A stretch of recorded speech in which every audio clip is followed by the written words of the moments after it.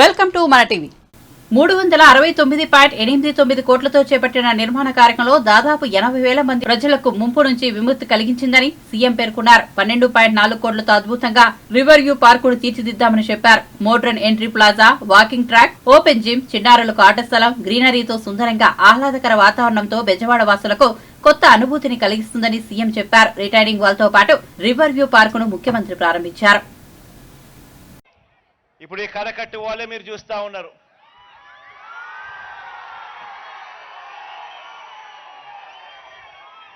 ఇటువైపున అటువైపున ఈ రెండు కరకట్టు వాళ్ళలు, కరకట్టు గోడలు కూడా దాదాపుగా 500 కోట్ల రూపాయలతో ఈ కరకట్టు గోడను కట్టడమే కాకుండా ఇక్కడ కరకట్టు గోడ మీద కృష్ణలంక ప్రాంతం ఎప్పుడూ కూడా మునిగిపోతా ఉన్న పరిస్థితులే.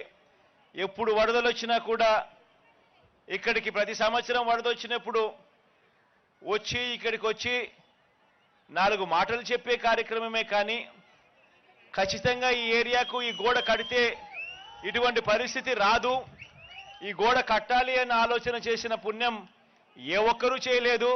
అది ఒక్క మీ బిడ్డ ప్రభుత్వంలోనే జరుగుతా ఉందని చెప్పడానికి సంతోషపడతా ఉన్నా.